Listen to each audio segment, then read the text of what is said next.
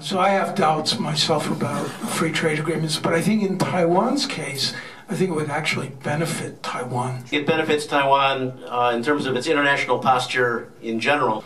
Because Taiwan needs more linkages with other countries. I think it would be a misinterpretation of the Sunflower Movement to say that it was anti-free trade.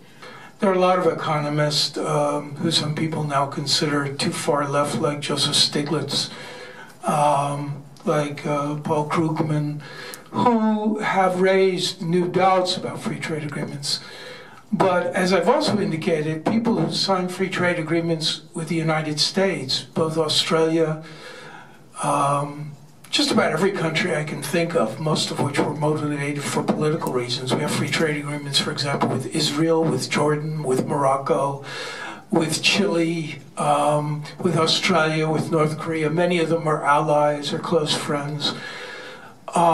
Politics is an important goal for the U.S. in establishing free trade agreements. In fact, it goes back to the Bretton Woods Agreement in 1947 when the U.S. said, hey, everybody can trade with us, we're going to open up our markets and we're going to lower our tariffs.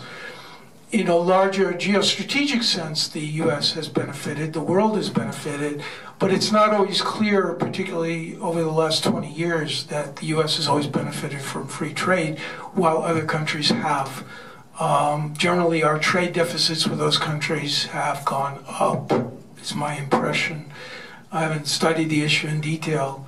So I think there's growing opposition in the United States to the TPP. I think it's going to be a very tough battle for it to pass. But so I have doubts myself about free trade agreements. But I think in Taiwan's case, I think it would actually benefit Taiwan because Taiwan needs more linkages with other countries.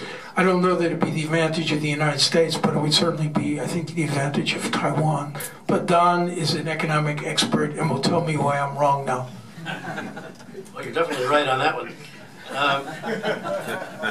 Yeah, so I would make, I think, 3 points. One, I think it would be a misinterpretation of the Sunflower Movement to say that it was anti-free trade.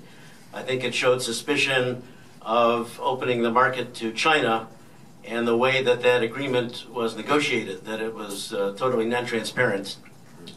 But I personally, I haven't seen any evidence that there's a broad suspicion within the public in Taiwan in general about free trade. Taiwan lives on trade. I don't think it has any choice.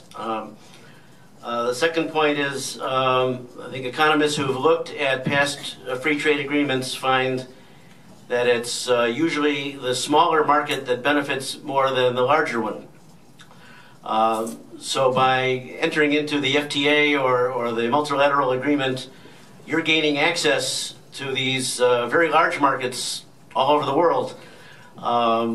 Joining the TPP would be the equivalent of having an FTA with 12 countries. I think for any economy, that's going to bring much more benefit than when your market is only 23 million people.